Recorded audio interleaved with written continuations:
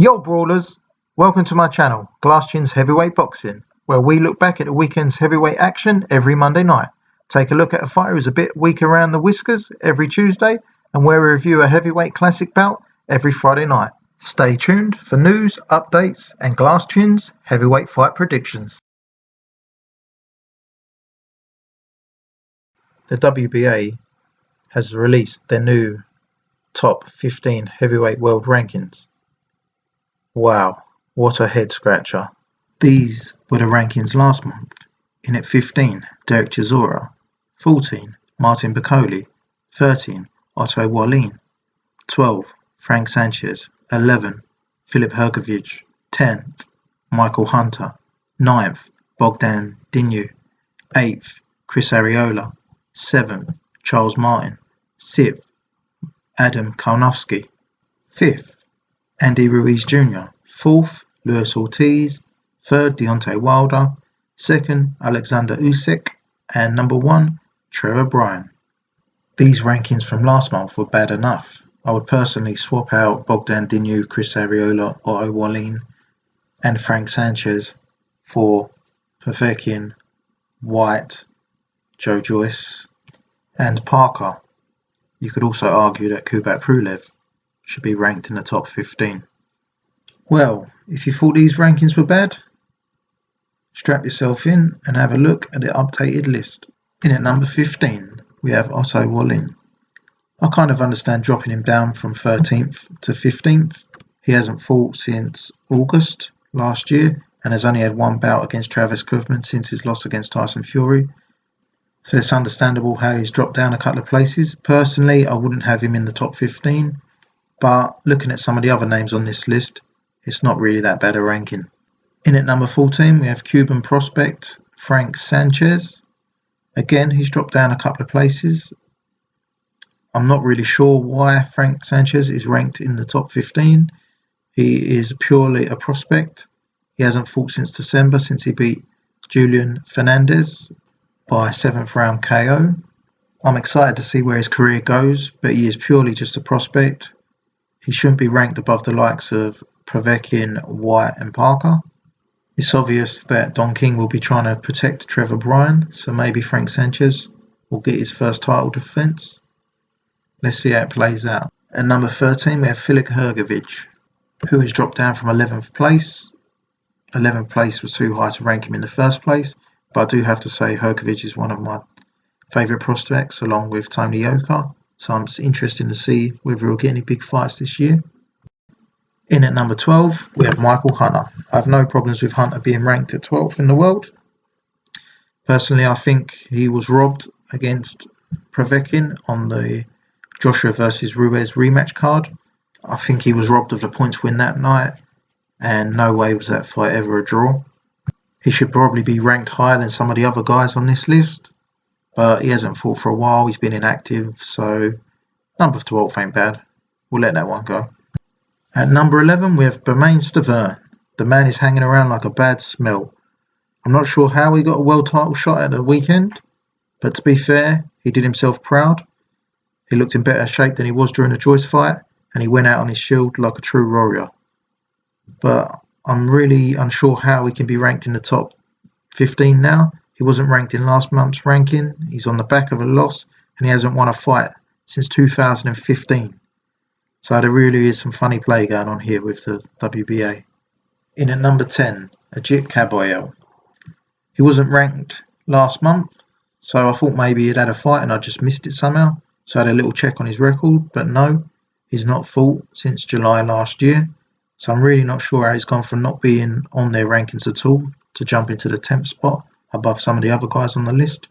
His career seems to have stalled after that big win over Derek Chisora back in 2017. Chisora has now been dropped from the WBA rankings.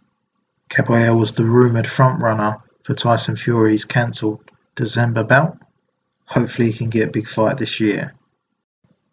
Number 9, Chris the Nightmare Arreola. Again, another strange pick. I'm not sure why he's on this list. He got knocked out by Deontay Wilder back in 2016. Had 2 soft touches before getting beaten on points by Adam Kowaski in 2019. He hasn't had a fight since then, so I'm really not sure why he's ranked. Strange decision from the WBA. There's been talks of Arreola having a fight with Andy Ruiz Jr., who's looking for a tune-up after he's lost to Anthony Joshua.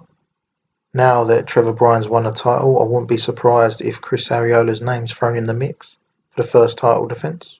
Number 8. Charles Martin, the man who walks this earth like a god. I don't really have any problems with Martin being ranked in the top 15. Personally, I don't think he is a top 15 fighter, but with 4 governing bodies, sanctioning fees, fights getting rejected, I can see why they've ranked him. He's just got a big win over Gerard Washington, so I don't really have too much problem with him being in the top 15, but maybe he should be a little bit lower down the list. There's rumours that he'll be fighting Deontay Wilder next, so hopefully that fight comes off. Both men may be chomping at the bit to get to Trevor Bryan, so I won't be surprised if they don't fight each other and they both start calling him out. I'd say Martin has more chance of getting that fight. With Don King involved, they might see him as less of a risk than Wilder. Number 7. Adam Konatsky. Again, I don't really have any problem with him being ranked at this position. He does have a win over Charles Martin, so it makes sense he's ranked just above him. Obviously, he was knocked out in his last fight against Robert Helenius. There's rumours of that fight having a rematch, so hopefully that gets signed soon. Number 6. Andy Ruiz Jr., the man who shocked the world and knocked out Anthony Joshua. Yeah, I've got no problems with Ruiz being ranked 6th. Personally, looking at some of the guys above him, I would have actually ranked him a bit higher. Number 5. Luis Ortiz. Ortiz is a fighter who I've always held in very high regards. I think it's a shame that he never got to win the world title. I think his best days are behind him, but judging by the other guys on the list, I don't really have a problem with him being number 5. I'd maybe swap and put Andy Ruiz Jr. in front of him, but then again, I would pick him to beat both Trevor Bryan and Robert Helenius. Number 4. Bomb Squad! We have Deontay Wilder, Mr. Knockout himself. Personally, I think he beats every other man on this list, with maybe the exception of Alexander Usyk, but I definitely think he would be a huge favourite if he was to land that Trevor Bryan WBA regular belt fight. I also think if the fight with him and Martin does take place, that he'll win in 3 rounds or less. Looking forward to seeing him announce his next fight. Number 3. The biggest enigma on this list, Bogdan Dinu. Oh, it really is laughable. How in the world has this man got a number 3 world ranking? I was confused last month when he had a number 9 ranking. I thought the same as maybe Caballero. I thought maybe he's had a fight and I've just not seen it. But no, he's not fought since October last year, knocking out a complete journeyman in Frank Blumel. He doesn't hold any of the WBA ranking titles, so I'm really lost for words as to why he's ranked this high. I can only speculate that maybe Don King has something to do with it, and maybe he's going to be announced as Trevor Bryan's first title defence. What is the WBA doing? If Friday night's fight wasn't embarrassing enough, with Stavern, who's not won a fight in 6 years, fighting for their world title, now they promote Bogdan Dinu to number 3 ranked heavyweight in the world, above Alexander Povetkin, Dillian Whyte, Joseph Parker, all who didn't get on this list, Kubrat Pulev, who knocked him out. Hopefully it's just a typo and they've released the wrong list. In at number 2, the former undisputed and undefeated cruiserweight heavyweight champion of the world, Alexander Usyk. Personally, I'm not that sold on Usyk as a heavyweight just yet. I had him beating Chisora, but only by 7 rounds to 5. I thought it was a very close fight. He got the win, but in his previous fight against Chaz Witherspoon at heavyweight, yeah, he broke him down and did what he needed to do, but I just don't think it was that impressive. I'm hoping the Joe Joyce fight gets signed so we can see a bit more what he's about. Having said that, I would pick him to beat anybody on this list. I think the Wilder fight is obviously the closest, maybe 50-50. He's got the skill, Wilder's got the power. We see in the Ortiz fight that Wilder was losing every round for 6 rounds and then he landed that shot. The same thing happened in the first Tyson Fury fight, so Even with a great boxer mover like Alexander Usyk, you could never count Wilder out of this fight. There's a little bit of a misconception that Wilder doesn't win rounds, which is completely false. Other than the second Ortiz fight and both the Fury fights, Wilder's been ahead on points in every single fight he's been in. Now, number 1, we have Trevor Bryan, which is very confusing. The WBA have ranked their WBA regular world champion as their number 1 contender. I'm not sure how that makes sense. Robert Helenius is not on the ranked list, but his name sits below Anthony Joshua as the super champion and Emmanuel Charles the champion recess. Sitting underneath them, recognised as their gold champion. So I'm not sure why their WBA regular champion, which trumps the gold champion, is now ranked as their number 1 contender. Who is steering this ship? The whole WBA regular title scene has been a complete joke in the heavyweight division since they stripped Lucas Browne for getting caught taking peds in 2016, or should I say allegedly caught taking peds.